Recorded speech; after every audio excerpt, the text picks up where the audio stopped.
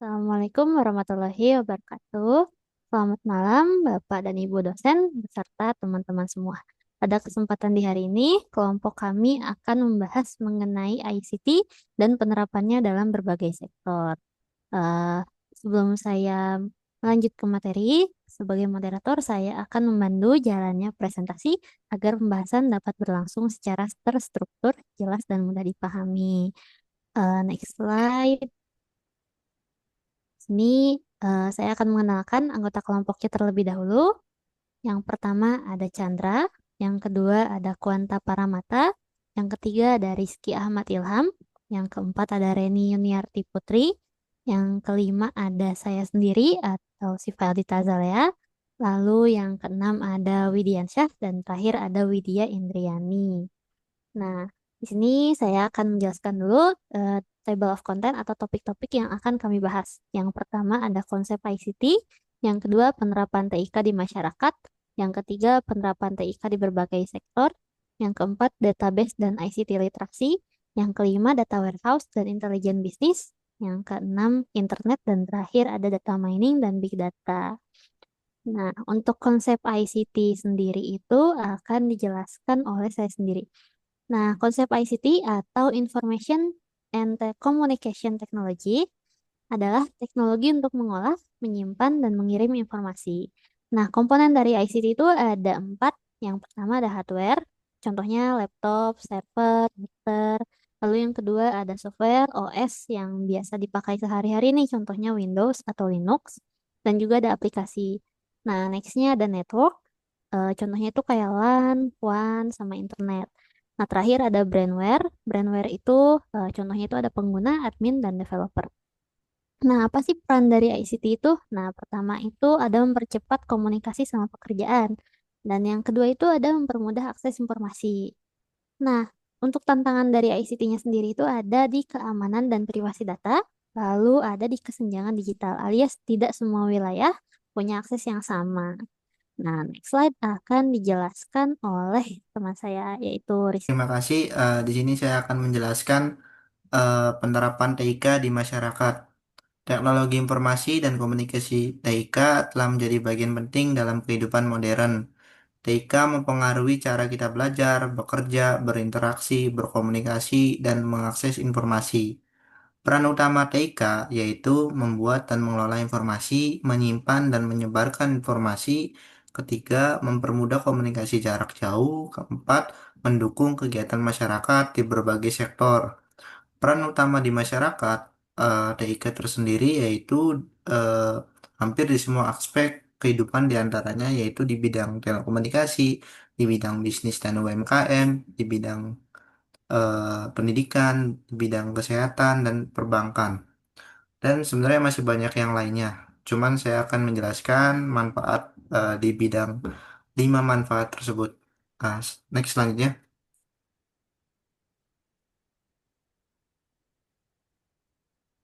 Baik, di sini akan saya jelaskan secara singkat mengenai penerapan TIK di masyarakat. Satu, di bidang telekomunikasi sendiri, TIK mempermudah masyarakat dalam berkomunikasi secara cepat dan efisien. Dahulu komunikasi dilakukan melalui surat, namun kini pesan panggilan suara dan video dapat dikirim dalam hitungan detik melalui smartphone dan aplikasi digital. Hal ini meningkatkan konektivitas antar individu tanpa batas jarak. Kedua, ada manfaat untuk bisnis dan UMKM. Dalam dunia bisnis, DIK memungkinkan proses pemasaran, transaksi, dan operasional menjadi lebih cepat dan modern. Pelaku usaha dapat mempromosikan produk secara online, mengelola data penjualan secara digital, dan menerima pembayaran elektronik sehingga menjangkau konsumen lebih luas dan meningkatkan efisiensi. Kemudian manfaat untuk pendidikan. TIK digunakan untuk mendukung pembelajaran melalui e-learning, aplikasi belajar, dan pengelolaan data akademik.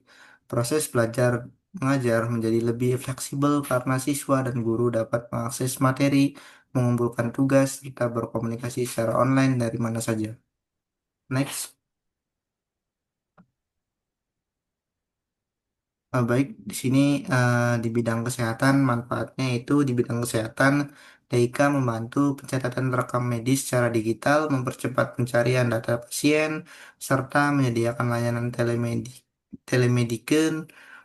Penggunaan sistem digital memudahkan rumah sakit dalam memberikan pelayanan yang lebih cepat, akurat, dan terkoordinasi.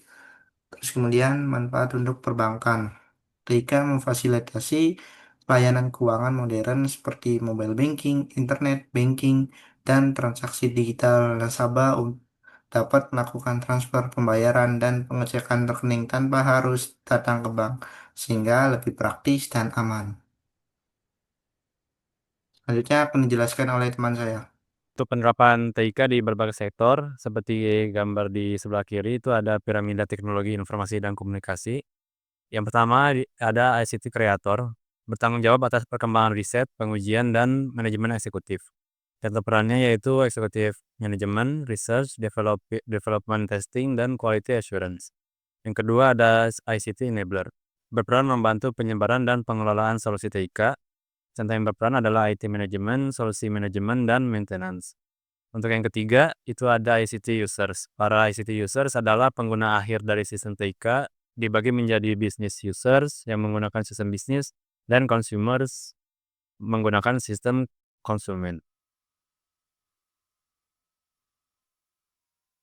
Dan peran yang membantu pengguna TIK sebelumnya yaitu ada ICT Spreaders, berperan mengembangkan strategi, upaya materi promosi, dan acara pemasaran solusi. Bertanggung jawab mengelola staf saluran penjualan langsung dan tidak langsung, dan menyediakan dukungan secara teknis. Untuk yang terakhir ada ICT Helpers. Harus melakukan tugas rutinnya yang terkait dengan menjaga agar sistem dan solusi beroperasi dengan benar, dan membantu para user secara umum menggunakan produk dan layanan TIK. Untuk TIK pemecahan masalah di masyarakat, itu berkontribusi pada pertumbuhan ekonomi bangsa melalui inovasi hingga penyelesaian masalah sosial yang dihadapi. Melalui inovasi dan pemanfaatan TIK, sebuah negara dapat meningkatkan daya saing secara global.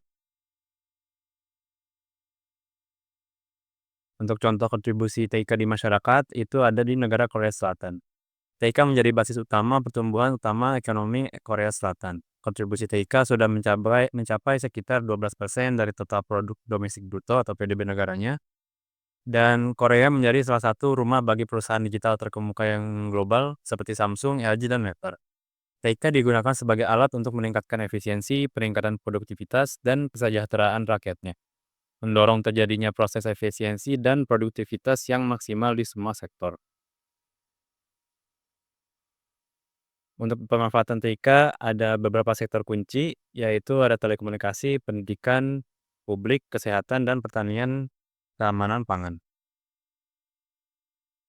Untuk pemanfaatan pada sektor telekomunikasi, telekomunikasi merupakan tulang punggung atau infrastruktur dasar TIK. Melalui telekomunikasi yang handal, para petani dan nelayan dapat menerima perakiraan cuaca yang tepat melalui ponsel mereka. Dan sekolah yang berada di desa dapat terhubung ke sumber daya pendidikan melalui lab komputer yang didukung internet. Untuk pemanfaatan TIK pada sektor pendidikan, pemanfaatannya siswa di desa terpencil dapat mengakses sumber daya pendidikan yang bermutu, repositori digital online untuk perkuliahan, materi ajar, dan perpustakaan digital, dan sistem manajemen akademik berbasis online atau cloud. Untuk pemanfaatan di sektor publik, pemanfaatannya yaitu pelayanan publik dapat dilakukan secara efisien, membantu dalam perencanaan dan penyusunan kebijakan publik, dan meningkatkan transparansi transaksi dengan pemerintah. Untuk pemanfaatan pada sektor kesehatan, TIK dapat menjadi alat yang mampu untuk meningkatkan kesehatan dan layanan terkait.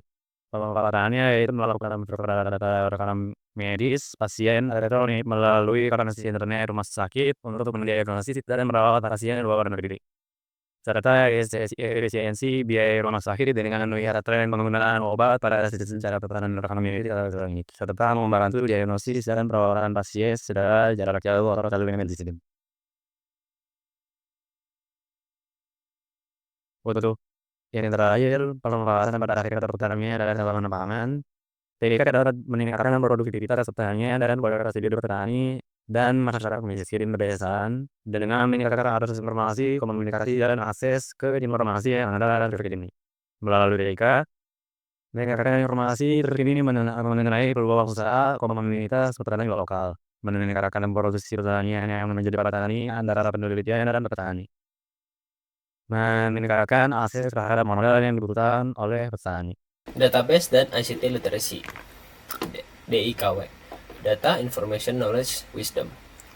Untuk memahami bagaimana organisasi menggunakan data, kita pakai konsep DIKW. Model ini menjelaskan perjalanan sebuah fakta mentah sampai akhirnya menjadi dasar pengambilan keputusan yang benar. Prosesnya dimulai dari data, yaitu kumpulan fakta yang belum punya arti. Ketika data diproses dan diberi konteks, barulah ia berubah menjadi informasi yang bisa kita pahami. Informasi kemudian dianalisis lebih dalam sampai seseorang mulai menemukan pola dan makna. Di tahap inilah informasi berkembang menjadi knowledge. Pada puncaknya, knowledge tersebut digunakan dalam situasi nyata dengan mempertimbangkan nilai, pengalaman, dan konsekuensi. Hasil akhir disebut wisdom, yaitu kemampuan memilih langkah yang paling tepat dan bijaksana. Lalu selanjutnya ada data. Sebelum masuk ke tahap-tahap berikutnya, penting memahami apa itu data. Data adalah bahan mentah untuk sebuah analisis. Ia bisa berupa angka, teks, suara, gambar, atau catatan kejadian. Kalau data tidak diberi makna, data tidak bisa memberi jawaban apapun. Misal, angka 120, 98, dan 77 hanya terlihat seperti 3 angka acak. Tapi, ketika kita tahu bahwa itu adalah nilai 3 siswa dalam ujian, barulah data itu punya arti. Jadi, data baru bermanfaat setelah diproses dan ditempatkan dalam konteks yang benar. Selanjutnya, ada information dan knowledge. Ketika data diberi struktur, disaring, dan diolah sehingga mampu menjawab pertanyaan dasar seperti apa yang terjadi atau di mana terjadinya. Saat itulah data berubah menjadi informasi. Tapi, informasi sendiri kadang belum cukup. Untuk memahami masalah secara menyeluruh, kita butuh knowledge. Knowledge dapat ketika informasi dianalisis, dibandingkan dengan informasi lain, lalu dihubungkan dengan pengalaman atau wawasan yang sudah dimiliki. Contoh sederhana, informasi dapat memberitahu bahwa angka penjualan turun bulan ini. Knowledge memberitahu penyebabnya, pola penurunan, dan faktor apa yang memengaruhinya. Selanjutnya ada wisdom. Wisdom adalah tahap ketika seseorang bukan hanya memahami penyebab sebuah masalah, tetapi juga menentukan tindakan terbaik. Di tahap ini, seseorang mempertimbangkan nilai, risiko, dampak jangka panjang, dan perubahan yang mungkin terjadi. Wisdom tidak dapat dari data saja, tetapi dari pengalaman, pemahaman mendalam, dan kemampuan menilai situasi yang bijak.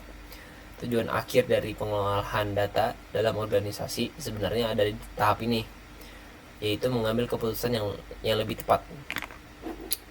Selanjutnya, ada transformasi DIKW. Transformasi dari data ke informasi dimulai ketika kita membersihkan data, memberi label, menggabungkan data dari berbagai sumber, dan mendapatkannya dalam konteks.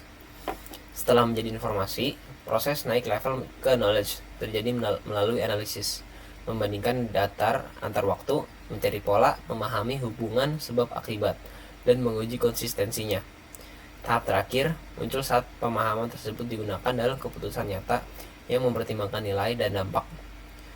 Saat perjalanan DIKW berjalan dengan benar, organisasi bisa memanfaatkan data untuk keputusan yang lebih efektif dan masuk akal. Selanjutnya ada database management. Dalam dunia modern, data tidak hanya banyak, tapi juga kompleks. Karena itu, kita butuh sistem penyimpanan yang terorganisir, yaitu database. Struktur database dimulai dari unit terkecil bernama karakter. Beberapa karakter membentuk field, yaitu satu unit informasi seperti nama atau nomor telepon. Kumpulan field membentuk record yang mempresentasikan satu objek untuk satu orang. Banyak record dengan jenis yang sama disimpan dalam sebuah tabel. Ketika beberapa tabel terhubung satu sama lain, jadilah database. Dengan struktur bertingkat seperti ini, database memudahkan kita menyimpan data dalam jumlah besar, menghindari kerancuan, dan memastikan informasi bisa ditemukan kembali secara tepat. Selanjutnya, ada masalah sistem file tradisional. Sebelum database modern muncul, banyak organisasi menyimpan data dalam file yang terpisah-pisah. Masalahnya muncul ketika file sudah terlalu banyak dan tiap file dibuat oleh aplikasi berbeda. Satu data bisa tersimpan di banyak file, sehingga ketika ada perubahan, datanya mudah tidak cocok. Selain itu, format menyimpan sangat tergantung aplikasi yang digunakan. Begitu format berubah sedikit saja, program harus diperbarui. Karena tidak ada standar yang mengatur kualitas data, kita sulit memastikan apakah datanya masih benar atau sudah salah. Inilah sebabnya sistem file tradisional sangat rentan error. Selanjutnya, ada keunggulan database modern atau DBMS. Nah, database modern diciptakan untuk mengatasi semua masalah sistem lama. DBMS membuat semua data terpusat dalam satu tempat, sehingga setiap perubahan cukup dilakukan satu kali. Dengan pendekatan ini, akses dapat menjadi jauh lebih cepat. Pengguna bisa menambah, mengedit, dan mengambil data tanpa perlu tahu bagaimana data itu disimpan di belakang layar. Selain itu, karena aplikasi membaca data dari sumber yang sama, akurasi jauh lebih tinggi. DBMS juga menyediakan fitur keamanan, backup, dan manajemen penggunaan sehingga data tetap aman dan terkontrol. Ini menunjukkan kenapa pemahaman database menjadi bagian penting dari ICT literacy. Semua organisasi saat ini bergantung pada sistem digital yang terstruktur, bukan lagi penyimpanan manual. Kemudian saya juga akan menjelaskan tentang data warehouse dan business intelligence.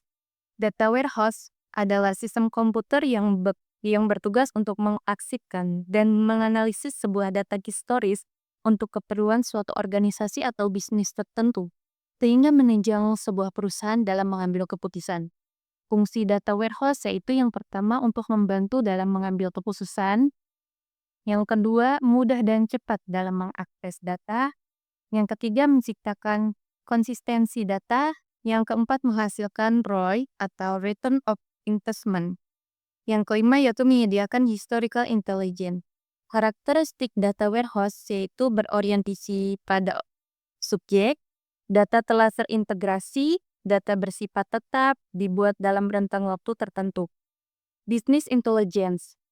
Business intelligence adalah istilah yang mengacu pada sistem, aplikasi, dan teknologi yang digunakan untuk mengumpulkan data dari berbagai sumber. Diolah dan ditampilkan dalam bentuk informasi yang mudah dibaca, komprehensif, dan akurat untuk mengukur, menganalisa, dan memonitor operasional suatu bisnis. Selanjutnya akan dibacakan oleh rekan saya.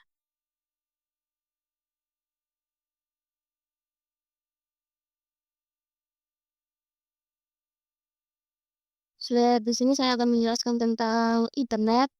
Pengertian internet merupakan jaringan komunikasi global yang menghubungkan media elektronik menggunakan standar TCP, Transmission Control Protocol, atau IP Internet Protocol.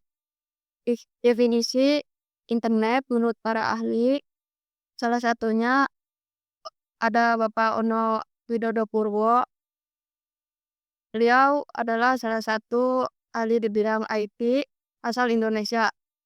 Menurut beliau, internet merupakan suatu media yang digunakan untuk mengefisienkan proses komunikasi menggunakan aplikasi seperti website, email, atau VoIP. Lalu ada menurut Berners-Lee, beliau merupakan fisikawan asal Eropa. Internet merupakan jaringan yang terdiri dari berbagai jaringan lokal atau komputer lainnya. Sejarah singkat. Pada tahun 1960-an, Departemen Pertahanan Amerika Serikat melalui ARPA atau kepanjangan dari Advanced Research Project Agency mengembangkan sistem jaringan yang dinamakan ARPANET. ARPANET yang akan menjadi cikal bakal teknologi jaringan. Di tahun 1982, TCP atau IP, protokol standar TCP atau IP mulai dipublikasikan untuk pertukaran paket data global. Di tahun 1990, ARPANET diturunkan, World Wide Web diperkenalkan oleh CERN. CERN itu sebuah organisasi Eropa untuk riset nuklir. Di tahun 1994, internet mulai masuk dan diperkenalkan oleh para ahli IT di Indonesia. Next. Selanjutnya, World Wide Web atau WWW. Apa itu WWW? Sistem sumber daya internet, teks, gambar, media yang saling terhubung dan diakses melalui browser. Penciptanya itu Tim Berners-Lee di tahun 1989 di CERN. Konsep semesta informasi yang terhubung melalui hyperlink. Evolusinya dari kumpulan teks statis menjadi media interaktif dan sosial. Webmail Service. Layanan pengelolaan email langsung melalui browser tanpa perlu instalasi software khusus. Keuntungannya itu lebih fleksibel, dapat diakses dari mana saja. Contoh, Gmail, Yahoo, Mail, dan banyak lainnya. Lalu ada search engine, program pencari yang merangkum miliaran situs web untuk memudahkan pengguna menemukan informasi. Menggunakan kata kunci keyword, contohnya ada Google, Bing, Yahoo, Search, dan lainnya. Untuk slide selanjutnya akan dijelaskan oleh anggota lain.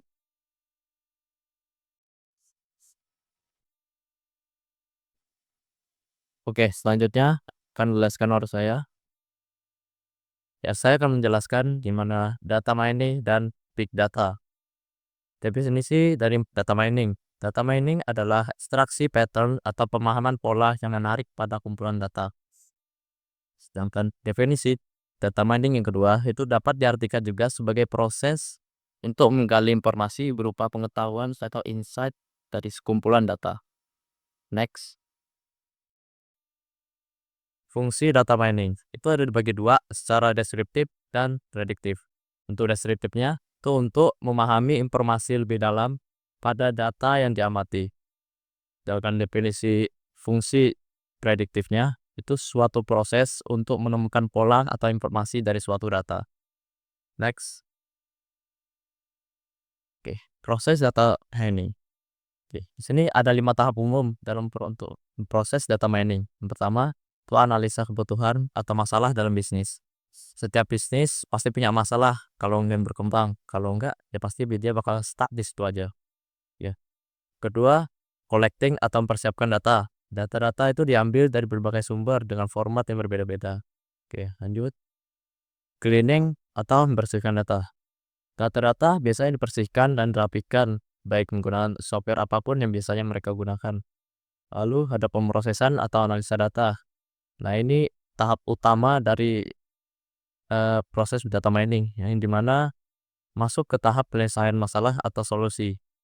Terakhir ada deployment, itu pengaplikasian model, lalu memantau dan memelihara hasil model dari data mining. Next.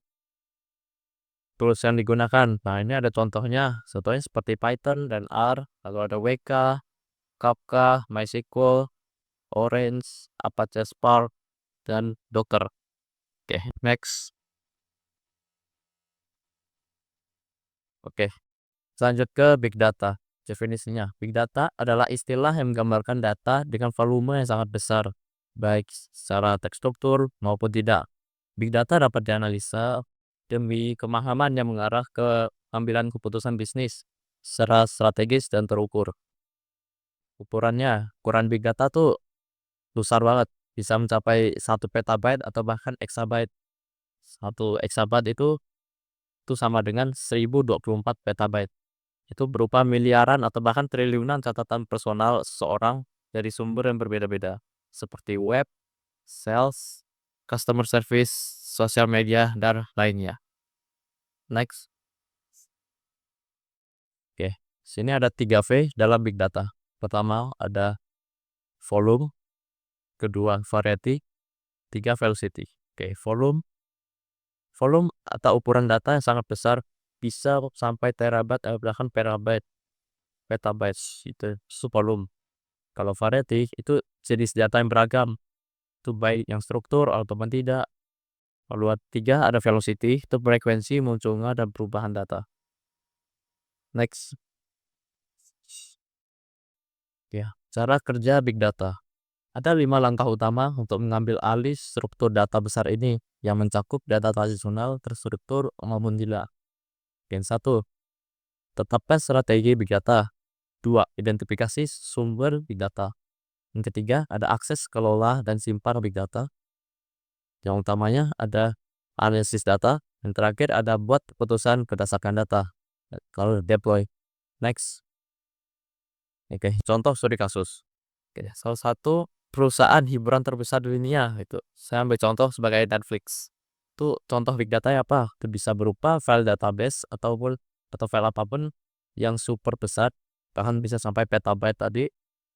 Setelah dianalisa, datanya tuh dapat berisi seperti contohnya riwayat tontonan konsumen dengan kategori tertentu. Dengan big data analisis dapat memberikan rekomendasi dan keputusan bisnis secara terukur. Oke, next. Baik, terima kasih kepada seluruh pemateri atas penjelasannya. Dan terima kasih juga untuk teman-teman yang sudah mengikuti dari awal sampai akhir. Sebagai penutup, dapat kita simpulkan bahwa ICT sendiri merupakan fondasi dari perkembangan teknologi digital saat ini. Karena penerapannya itu telah meningkatkan kualitas layanan publik, mempercepat proses bisnis, serta memperluas akses informasi bagi masyarakat. Namun, perkembangan ICT juga menuntut perhatian terhadap aspek keamanan data, privasi, serta kesenjangan akses teknologi. Nah, oleh karena itu, pemanfaatan ICT itu perlu dilakukan secara terarah dan bertanggung jawab agar manfaatnya dapat dirasakan secara optimal dan berkelanjutan. Nah, dengan demikian, presentasi kelompok kami selesai. Terima kasih atas perhatian dari semua pihak. Wassalamualaikum warahmatullahi wabarakatuh. Waalaikumsalam.